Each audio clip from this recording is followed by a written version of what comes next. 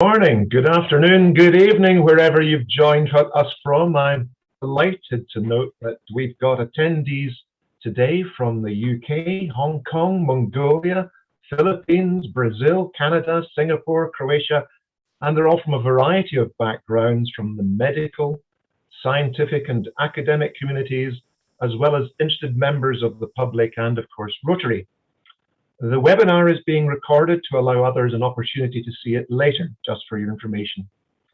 This, the second of a series of webinars, has been organized by the global organization that is Rotary International, and in particular, Rotary in Scotland and the Asia Pacific areas. The purpose of the webinars is to explore and compare the responses to the COVID SARS-2 pandemic in our respective communities and to understand what lessons may be learned in doing so. The webinar will last about 1 hour, and today's webinar is presented by Professor Matt Holden. I'll just cut to the message from our sponsors in a minute. But more about Matt Holden. He is Professor of Pathogen Genomics in the School of Medicine at the University of St Andrews. He is a strategic lead for Genome Sequencing for Public Health Scotland, and he has over 170 research publications to his name. He's actively involved in numerous current research projects.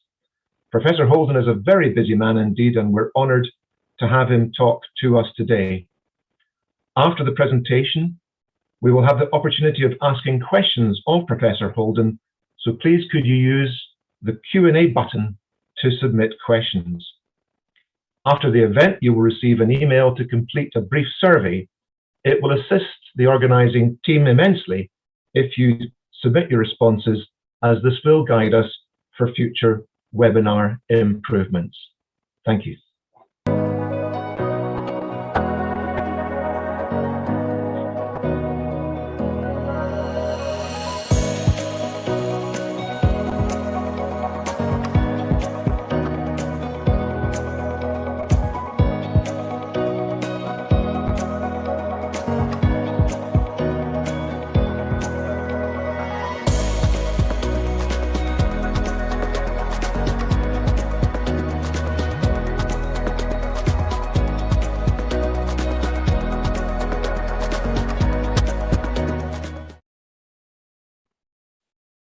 Hey everyone from Rotary International, District 1020 in southern Scotland, part of Rotary, Great Britain and Ireland. Rotarians in District 1020 are delighted to be able to collaborate with our Rotarian colleagues in District 3450 Hong Kong in partnership. We're working together to support communities and to learn lessons from the COVID pandemic. As a worldwide fellowship of business, professional and community leaders, we have a great advantage over governments, wherever they are, in that we are non-political. As an international organisation, we can connect with Rotary clubs throughout the world, and together we are highly motivated to understand this global catastrophe and to share best practice in order to ensure that we can resist any further pandemic.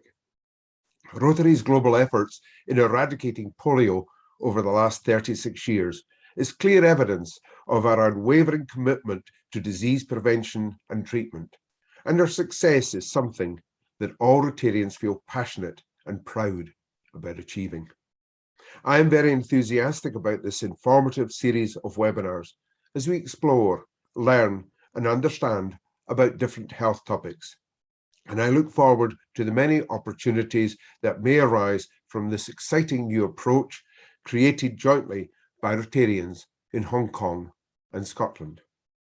We want to learn more and to do more in such partnerships, as this virtual training exchange is successfully achieving, so that together we can continue to support and help communities across the world. Thank you. Over to you, Duncan. As I mentioned earlier, we're delighted to have Professor Matt Holden join us today, and I will just hand over to Matt. Carry on.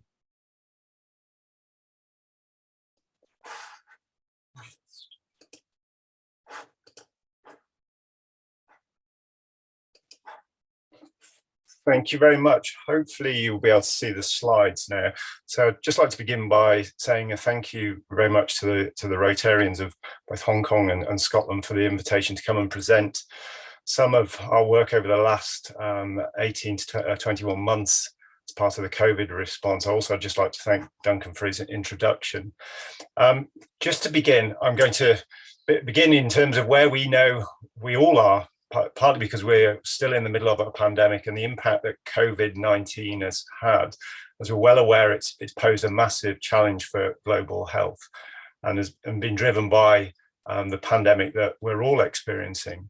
And some of the key features of that have been the sort of speed and scale of the spread of disease, and also the severity of the disease in particular age groups that have put our healthcare systems under massive burdens, our care systems, and had such an impact in terms of both the direct impact of disease in terms of the individuals infected, but also the measures we've had to put in place. And one of the things arguably that has hindered us very early on was the lack of knowledge of this unknown new pathogen emerging and spreading. And as time has gone on, we've learned more about it and been able to understand the way in which it's behaved, and also be able to identify it. And if we look at what's happened since the first identification of cases around about this time, that last 2 years ago, or slightly later in December, we've come such a long way in terms of both our ability to respond to it, our understanding, but also the measures we've put in place, both sort of in national domains, but also internationally. And again, if you look at the sort of responses that have helped us combat this, considering the things that have been put in place, such as the rollout of molecular diagnostics to help our identification and diagnose it, to help manage the disease. Alongside that, the sort of developments in data sharing to share that information and get it into diagnostic pathways, and also inform governments and indeed research.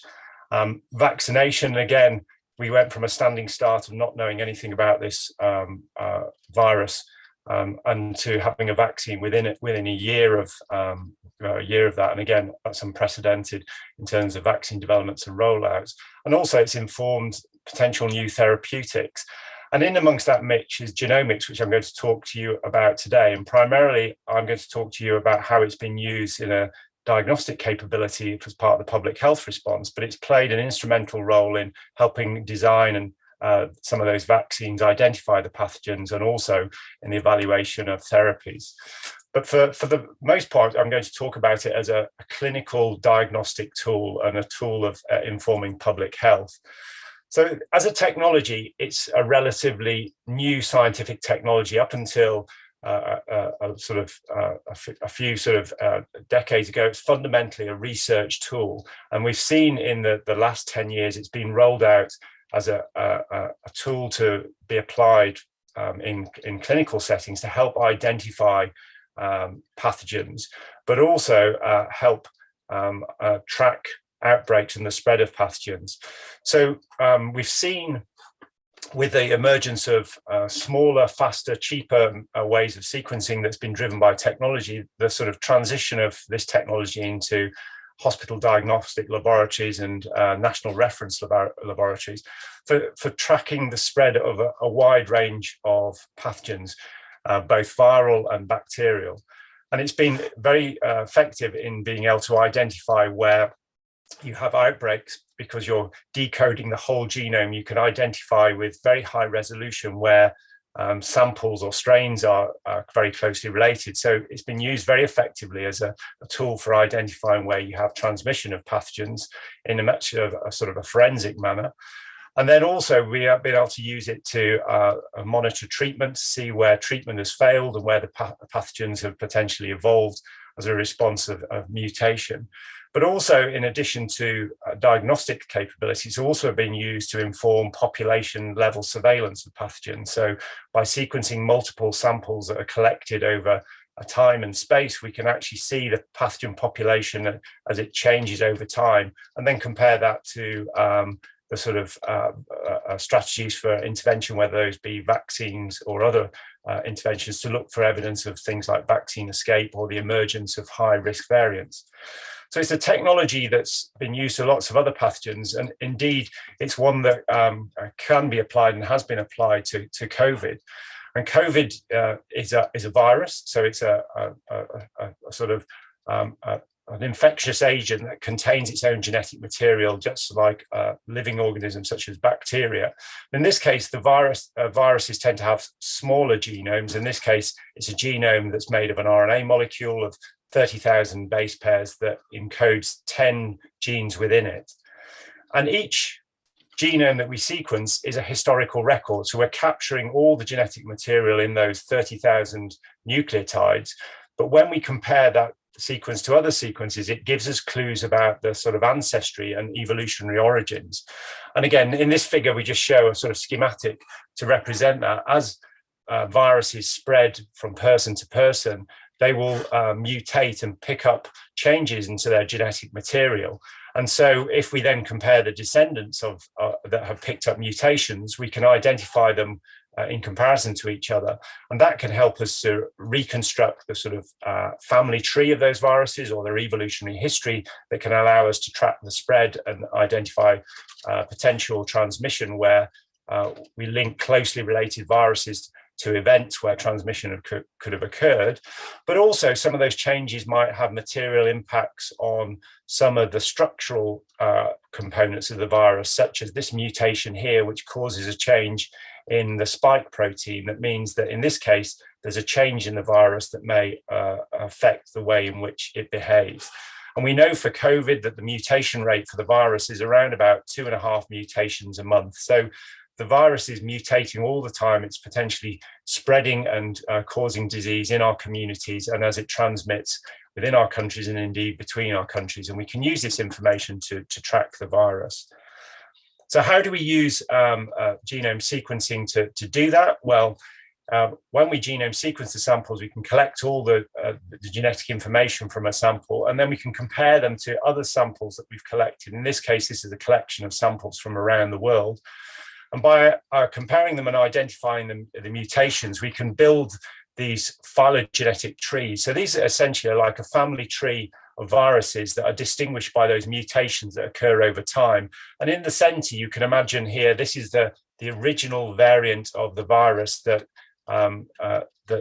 descended from the original event identified in Wuhan that probably represents the jump into the human population. And since then, it's spread around the world and has actually picked up a series of mutations that distinguish the population into different sort of groups or clusters or clades on that family tree. And here we can see that those samples on the family tree have been color-coded according to their genotype, and using tools that have been developed as part of the response to COVID, such as this tool here, Pangolin, that's been produced by the Rambo team in Edinburgh. You can actually divide up the population into different genotypes or different lineages. And this is dependent on their sort of position in the family tree, but also their geographical origins. So we can identify parts of the tree that have been spreading in certain parts of the world, and when they jump to and transmit to another part of the world, we can see the emergence of these lineages that have been categorized as the virus has evolved. So it's using this information we can genotype the virus.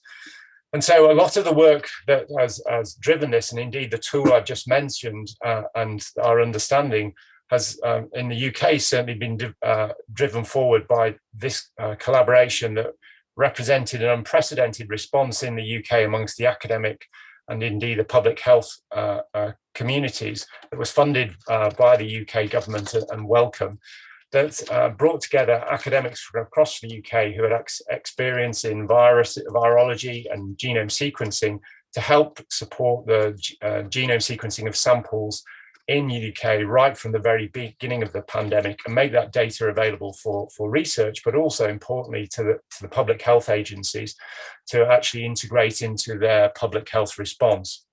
And this has been instrumental in providing the capacity and developing the capacity that I'm going to talk about in Scotland, but also deriving understanding and learning from those initial sequences that have fed into the policy and response across the UK.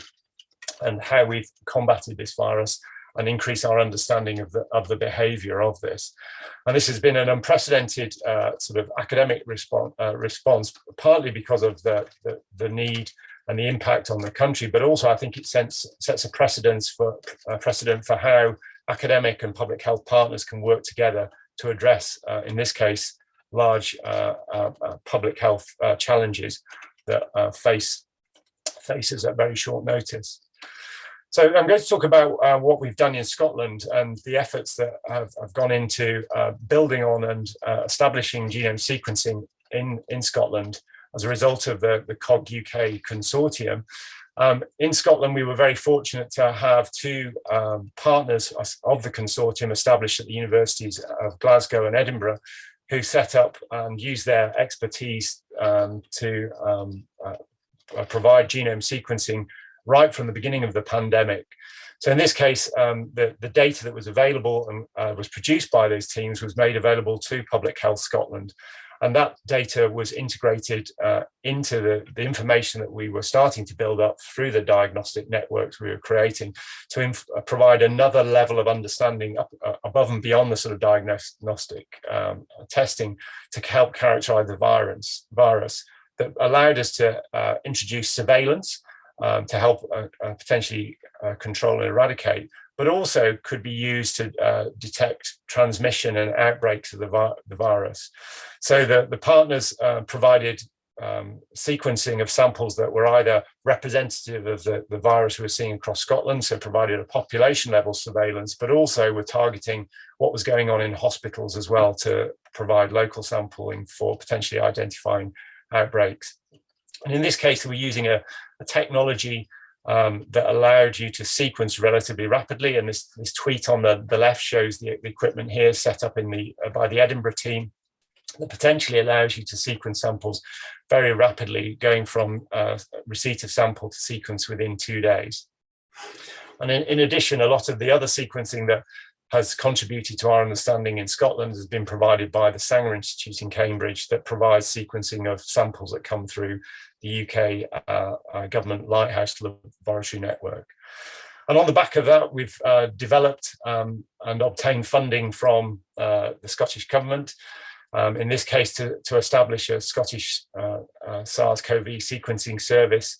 And this has been established in November last year, that provided a service for sequencing samples that comes from the National Health Service laboratories in response to outbreaks and incidents where we could provide bespoke sequencing and analysis to help identify outbreaks, but also add to the surveillance that COG was providing. And this development in November was a relatively modest in volume of sequencing, but the challenge here was to set up an end-to-end service that was integrated with the teams on the ground who were identifying samples and the diagnostic networks through to all the steps that included the sequencing, the analysis, and the interpretation and feeding back. So it was a challenge that was coordinated by Public Health Scotland with the specialist virology centres with funding from the Scottish Government that provided an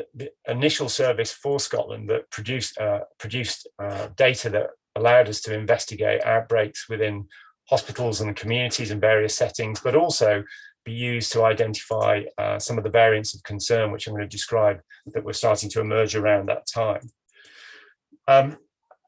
Later on, and as a result of the activity, we were able to expand and obtain funding from the Scottish Government to expand that service. So in March this year, it was announced an expanded service, and we're currently undertaking this to scale up our capacity to 5,000 samples a week that provides enhanced surveillance for the future support of vaccine surveillance of vaccines to look for vaccine failure for infections, also for variants of concern in mutations, high horizon scanning for high-risk variants, and also genomic cluster identification.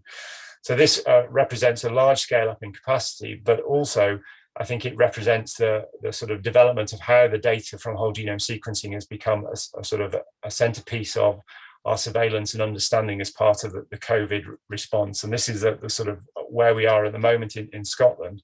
And again, just to put that on a timeline, where we started from the very first samples we were sequenced by the COG research consortium at the very beginning, through to now where we're sequencing 2,000 samples a week within the NHS.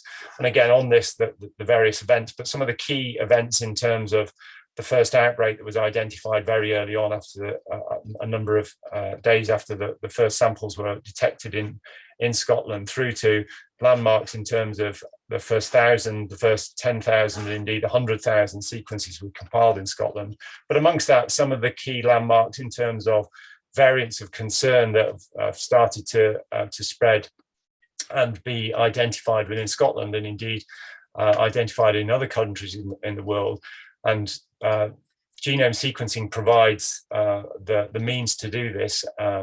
It provides an ability to identify variants of concerns accurately, because you're capturing the whole genome. Sequencing has become the routine tool for surveillance for variants. So where are we in Scotland? I've mentioned the developments, but what I'm going to do now is just give you some examples of how we've used that information, the progress we've made. I mentioned the fact that the technology is very effective for providing a sort of characterization of the virus and its genome.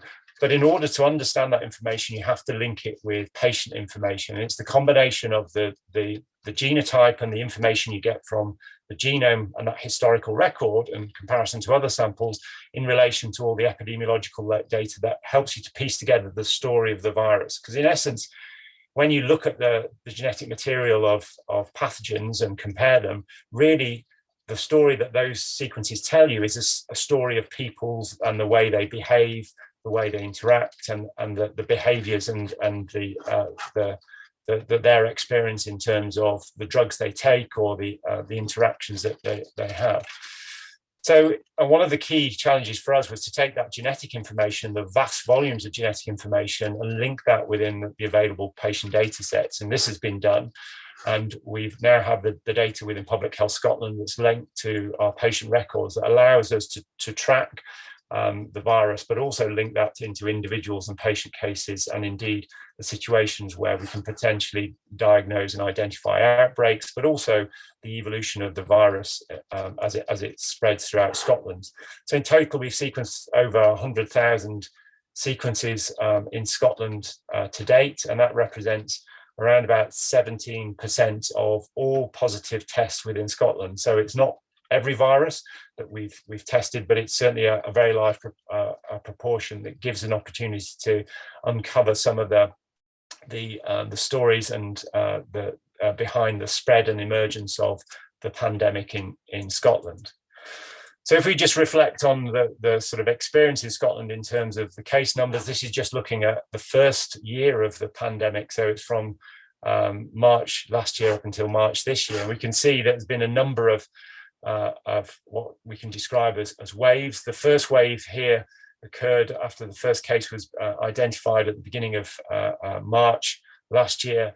And then we had a national lockdown in response to that. Case numbers dropped, and then we moved into our second wave towards the end of the summer as lockdown measures have been released and people started to go about their lives with some degree of normality and travel. And we saw the case numbers go up. And then towards the back end of the year, again, we saw a peak.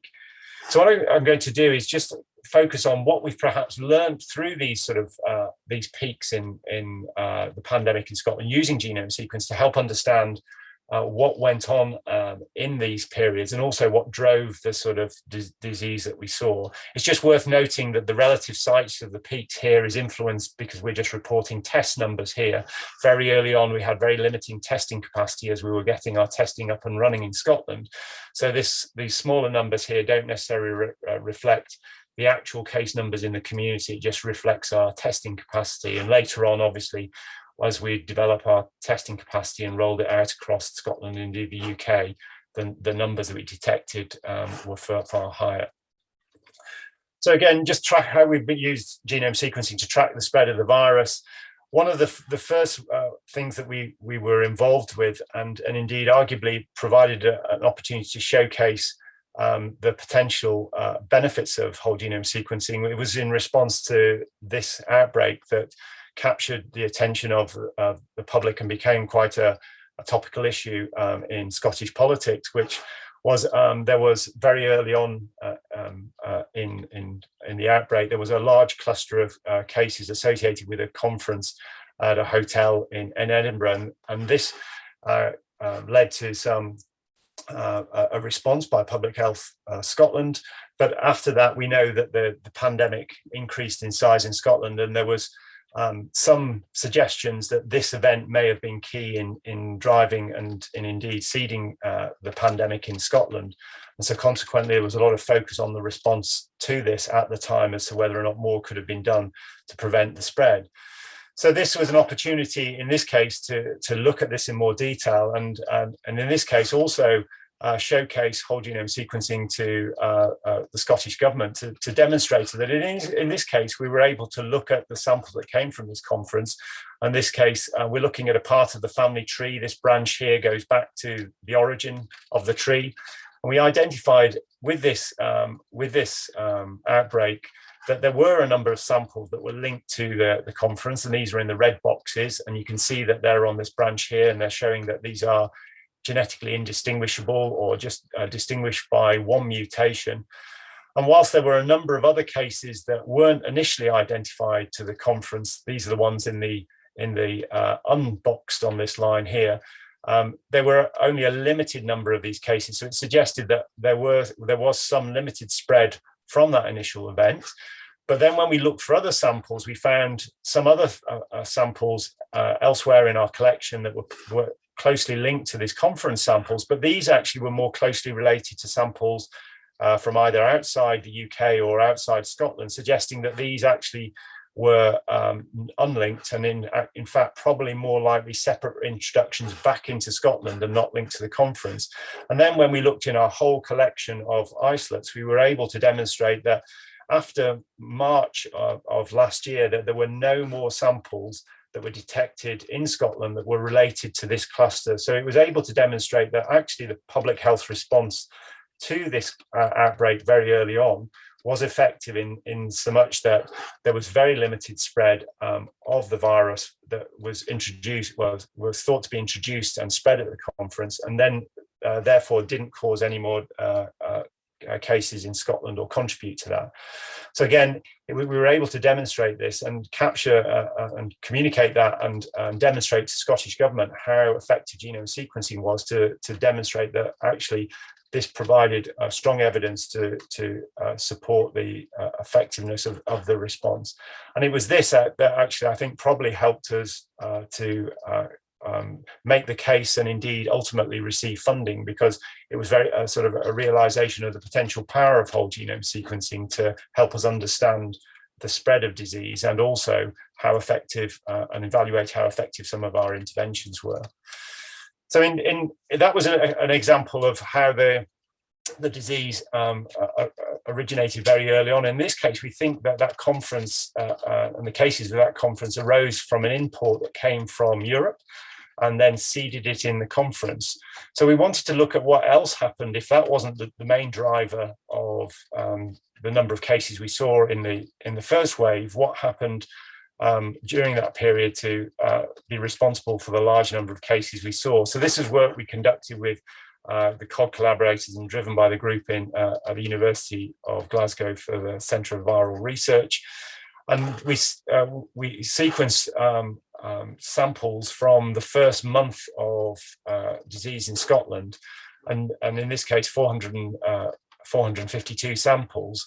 So it represented quite a high proportion, and demonstrate that using the sort of phylogenetic reconstruction and comparison to samples that were being provided from other countries around the world, that there were at least 113 separate introductions into Scotland of the virus during that period of time.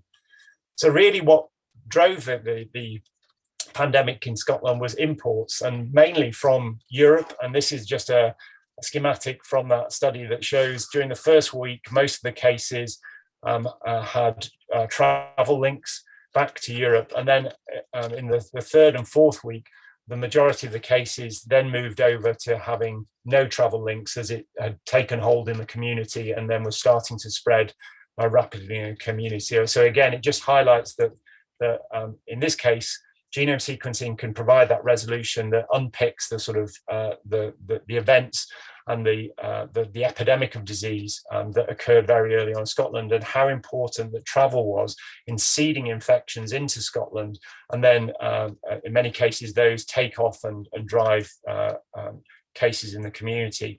And again, using genome sequencing, we can look at what then happened next in terms of the lockdown. And here we're moving over time, and we can see we've color coded this according to the different viral lineages, and then their frequency is illustrated as it's a cumulative plot. And you can see the bigger bands are the dominant lineages. So even though there's a lot of lineages that are imports, only a few of them tend to dominate and go on to cause the majority of disease. And that's probably driven by events and opportunities that occur for those viruses to spread. But we can see that lockdown actually had quite an impact, not only in case numbers and in this case, the availability of sequences, but also the diversity of the population of virus. So we can see in this plot here, at lockdown, we had a sort of over 100 different lineages circulating in Scotland at that time, but then that number dramatically fell away, as we would expect, because people weren't traveling, people weren't moving. So the opportunity for the virus to spread and then perpetuate disappeared, and the virus and many of those lineages burnt themselves out very, very quickly. So that's what we learned in the first wave. But as we know, we had a lull over the summer, and then we had an increase in case numbers that rose very dramatically in the second wave. And again, if we look at what happened in Scotland, we see the case numbers pick up, but we saw something slightly different in terms of, rather than all the diversity of different lineages we saw in the first wave, we saw some very dominant lineages start to occur in the second wave at the back end of the summer, and indeed the beginning of this year. And these represent something slightly different in terms of the virus threat that we've been facing. So in that second wave, we were wondering whether the virus we were seeing in the second wave was just effectively a reignition of the virus that we'd dampened down, and we knew there were some background cases, or was it something new? So again, this is a plot showing the top 40 lineages we saw in Scotland in the first wave and the second wave, and compared them to each other. And effectively, this tended to show that they were exclusive, that the first wave samples weren't generally found in the second wave, suggesting it was something new. And indeed, when we looked at the travel links, a link back to the sort of early introduction of many of those, we could see that actually many of the second wave lineages actually had travel links back to, in this case, European countries or unknown countries, that suggested, again, what happened in the second wave was what we've seen in the first wave, that it was introduction of variants, in this case from Europe predominantly, and the summer holidays, as relaxations eased and people went on holiday, effectively brought back a variant from Europe and seeded it back into Scotland, that again drove the infection and saw the case numbers increase. So I mentioned that was what happened early on in the second wave, but we've also faced a new threat, if you will, now in terms of the virus, in that we're now seeing variants that are emerging that have implications for our ability to combat them through the potential emergence of variants that are resistant to vaccines. And vaccines have certainly been a key sort of success in reducing cases, but we've seen in response to that they've also seemed to have had a dramatic impact on the population. So again, if we go back and look at the variants that we've seen in Scotland over time, so now we've normalized this, so we're seeing the relative proportion, we can see that summer lineage I talked about that dominated after the summer and the importation. But since then, we've seen the emergence of variants of concern, such as Alpha and now predominantly Delta. And the concern is with these that we've seen virus that are spreading that are more successful, but also potentially not as responsive to the vaccines. And again, when we consider where we've got to in Scotland and indeed in many countries around the globe, that vaccination has been a tremendous success. It's also been successful in reducing the case numbers. And indeed, vaccination started at the end of last year. We can see, although the case numbers have gone up, the severity of disease has reduced overall, and the impact on the at-risk groups has been dramatic. So in many ways, it's sort of attenuated the virus, but we know the virus is very effective at evolving new variants in response to that. So all that progress with vaccination and immunity we've potentially built up either through natural immunity or the immunization is at risk if we see variants emerging that are less sensitive to vaccination. So again, if we consider some of the variants that we've talked about and why we're potentially so concerned about this goes back to the sort of fundamental biology of the virus. So here we can see that the virus, and one of the key parts of the virus for variants is the spike protein. And these proteins are important because they interact with the host and are responsible for binding the host protein, and are also are antigenic. So they functionally are important for infection, but also actually are the target of the immune response. So that they are a key component both in the ability of the virus to infect, but also to be picked up and combated by the immune system. And what we've seen over the last year is the emergence of variants that have changes that affect the spike protein that alter its properties, but also have occurred multiple times in that family tree. So we describe that as convergent evolution, the same thing evolving multiple times. And that just reflects the fact that there's a selective advantage for virus to pick up these mutations, partly because of the interventions we put in place that force it to try and be more transmissible, or indeed the immune response that we've introduced. And again, just to reflect where some of those variants may occur, and this is a nice figure that shows the spike protein interacting with the host ACE2 receptor here. So some of those are changes that alter the interaction of the parts of the protein that directly interact, and we can see some of these mutations you may have heard of. E484K is directly responsible for binding the host protein.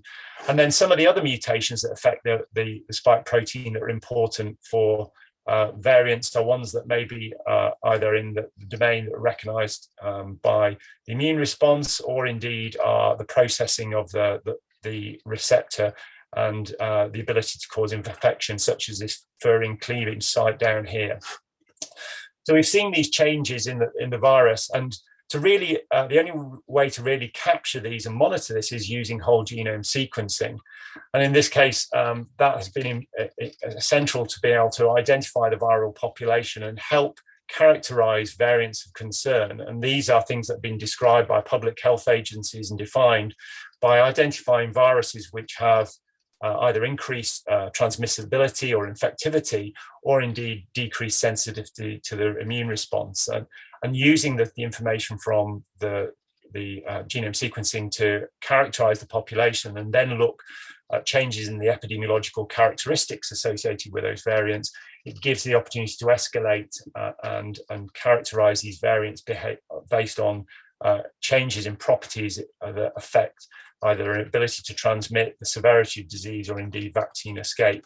Or indeed, we can also use information that comes from research where we identify mutations that are thought to change the properties in the laboratory. We can put those on a watch list and identify those in viral sequences to see if any of those sort of experimentally characterized mutations are important or are emerging in our populations that cause disease. And again, just to reflect, these are some of the variants that we've seen in Scotland over time, and many of these are associated with variants that have spread and become dominant, such as the Alpha and Delta variant. But some of these are also recognizing importations from other parts of the world where variants have taken hold and become dominant there. And this is one of the challenges going forward, is to monitor both the populations that are circulating locally, but also the importations, and also the emergence of variants in other parts of the world where genome sequencing perhaps isn't as extensive, that might be providing reservoirs for the emergence of the next variant. And again, just to end here and just really just bring you up to date in terms of what we're doing and how we're using genome sequencing and why it's going to be important in the future. This is a sort of a beautiful plot that is produced by collaborators at the Centre for Viral Research at University of Glasgow, who have broken down all the viral types in Scotland according to the health boards, but have characterized them according to, in this case, an antigenic score. So this is predicting how sort of antigenic the virus is based on the mutations we see in the protein. And as we can see, as we go from left to right very early on in the pandemic, we've got the sort of blue colors suggesting that the antigenic score was relatively low because this virus was very similar to the first virus that was identified, and indeed would be recognized by the same immune response. But over time, we've seen the virus become more antigenically diverse and pick up uniqueness as it's escaping away from that sort of immune response. And we can see this shift away from something that is effectively targeted by the sort of immune response in relation to the early virus of which the vaccines are based, into something that is going to be more unique and is going to be less effective. So this highlights going forward, as the virus population is changing, we need to be able to monitor it to see how effective it is. So I'm just going to draw it to a close there. Hopefully I've given you a sort of an indication of the activity in Scotland that represents activity, and no doubt across countries, and indeed I'm aware of work that's gone on in Hong Kong as well. And this just reflects our own experience within Scotland and Public Health Scotland. We know that the virus is continuing to evolve, and as it moves towards being an endemic virus, and it's not going to go away anywhere soon. We are seeing new variants emerge now, and there will be ones in the future. So we need to have an ability to identify those and track those. And again, we think that partly the success of our responses is driving that. The high levels of vaccination and immunization are contributing to that. And the concern is that we'll see something that emerge that actually is truly sort of immune, if you will, to the sort of response there that can spread in vaccinated population.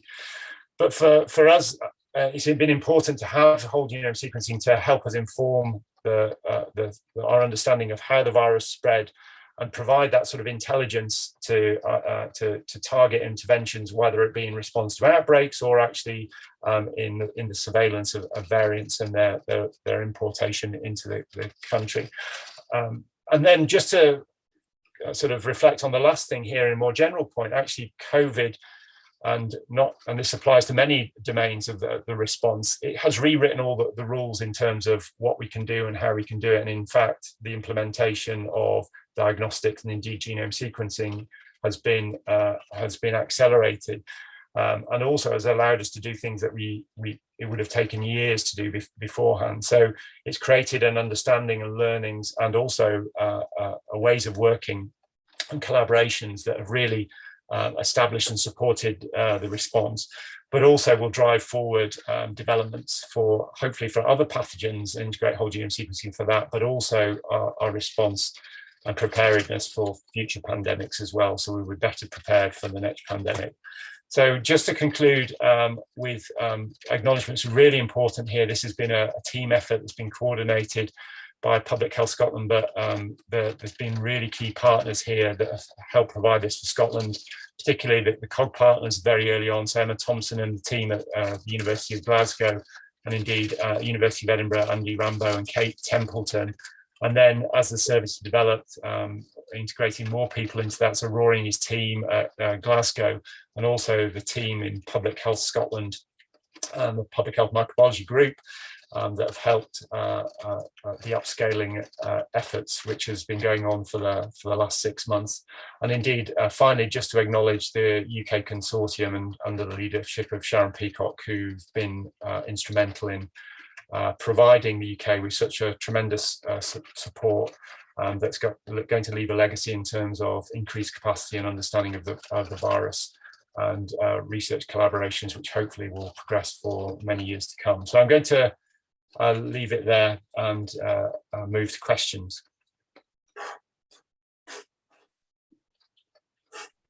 Thank you, Professor Holden. That has been an extremely interesting presentation of the genomic sequencing work that has been done.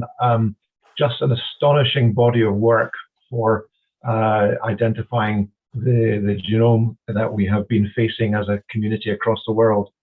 We have questions already in place. There's one from Wong in Hong Kong, and she asks, with the emergence of new variants of concern, would you support boosters of existing vaccines or a retweaked vaccine that specifically targets the variants of concern? Or is there another option, even though existing vaccines are still effective at preventing hospitalization and deaths? Any thoughts regarding that? So thank you. It's very good question. I think obviously the information we're getting from genome sequencing is helping inform actually what variants are circulating and also what variants are potentially associated with poorer outcomes. So we do have information to feed into that, and obviously the identification of variants and the genetic material is feeding into vaccine development. I think one of the challenges there is we know that the viral population has, if you will, sort of divided into distinct parts of the population. So the question is, which parts of the current population do you use for development of current vaccines that would be effective, that will provide the level of coverage that that you're going to want in the future? So at this point in time, I think with the variants that we're seeing, generally the coverage is still there. They still are effective, and bearing in mind that it probably will be a considerable lead time to roll out and evaluate some of the new variants and evaluate their effective coverage. I think persisting with what we've got at the moment is still effective. And I think that is the policy that many of the sort of advisory boards are progressing to carry on and supplement immunity with boosters with existing the existing vaccines. But I think down the line there will be a requirement to potentially also tweak that and look to include some of the new variants and some of the we know are associated with potentially reduced neutralization and so on. So I think it's a moving target at this point in time. I'll say I think the boosters potentially are effective.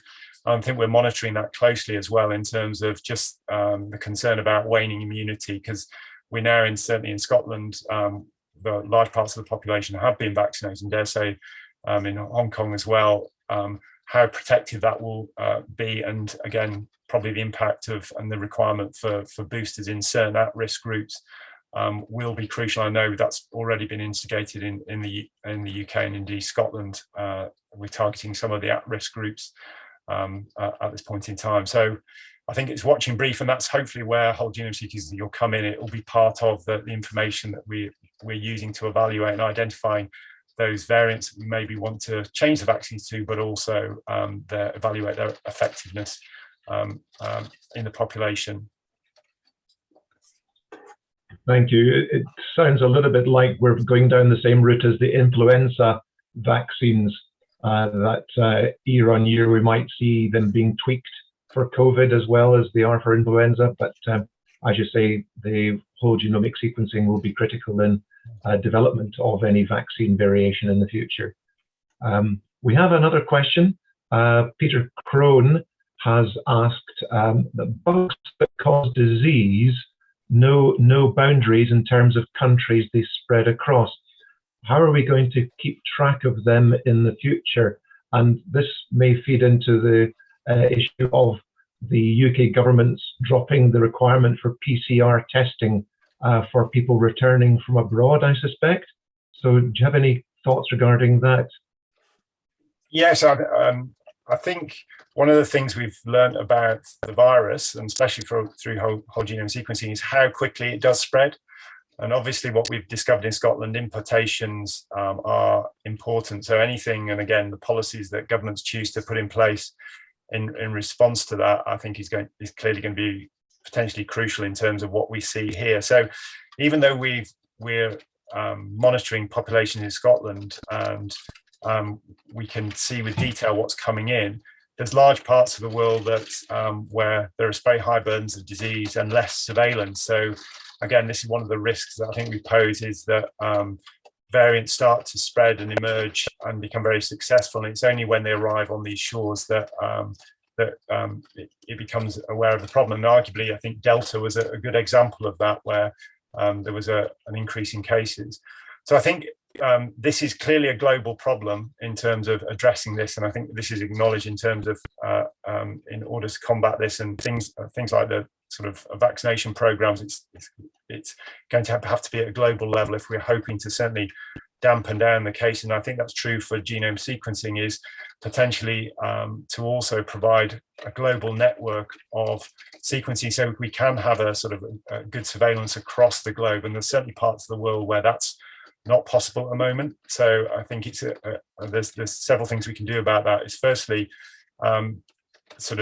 improve the data sharing that we've got at the moment, and this comes back to the reflections on the pandemic. Has changed some of the rules, and that's been one of the benefits, that people have openly shared data.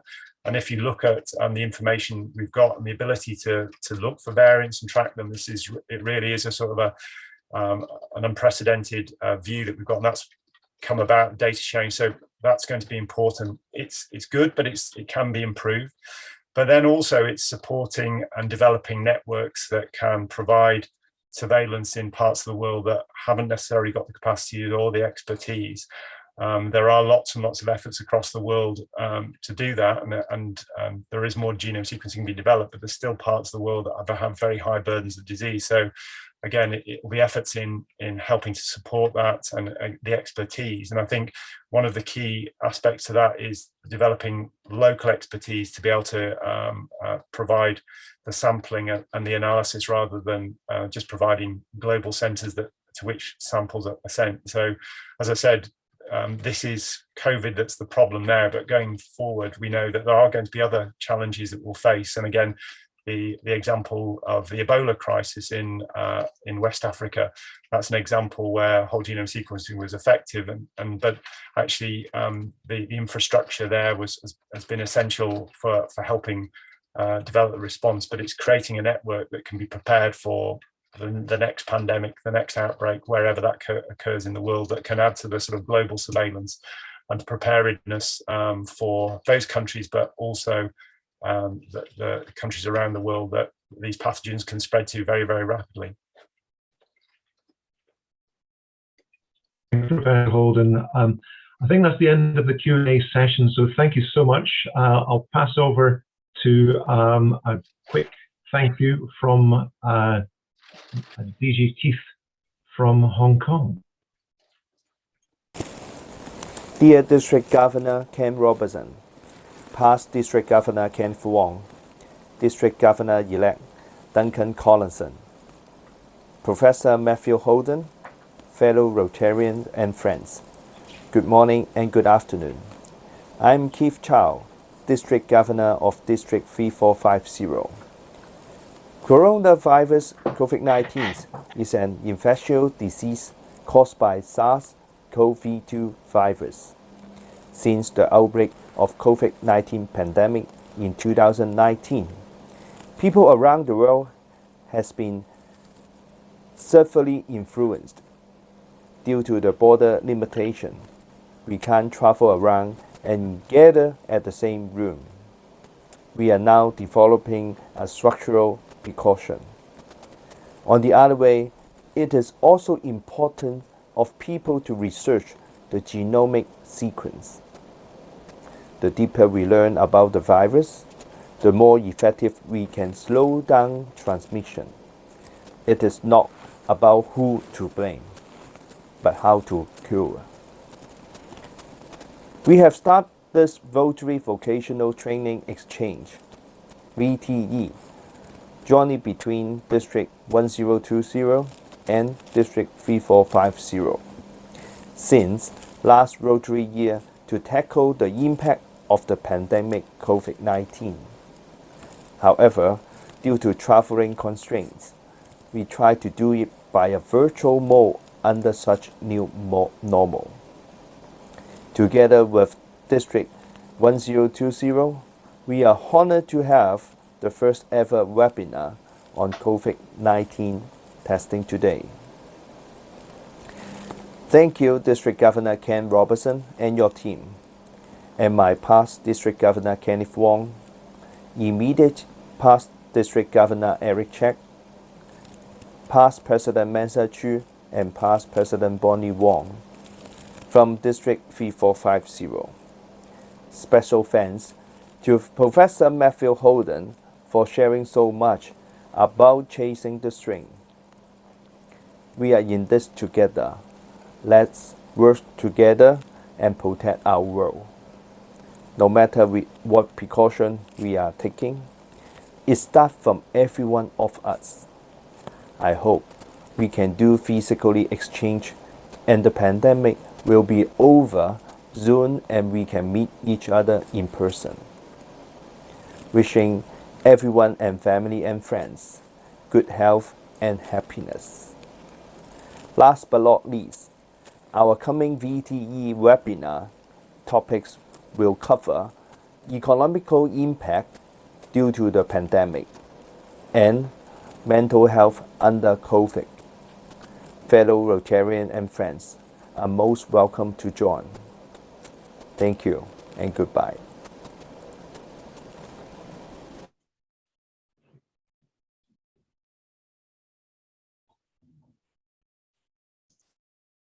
Keith Chow from District 3450, which is the Asia Pacific area of the Rotary International.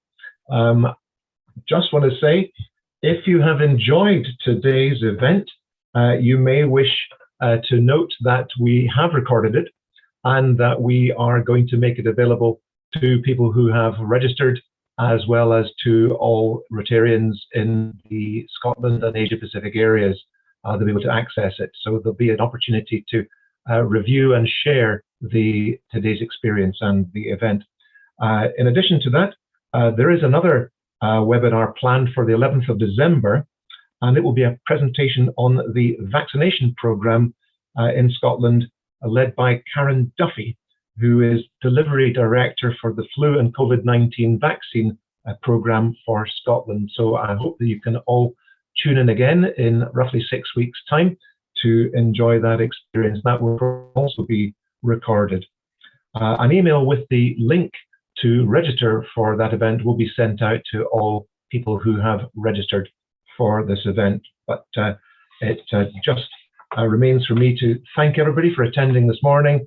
Thank Professor Matt Holden again for his superb talk and presentation to us, and look forward to seeing you all together in a few weeks' time. Thank you.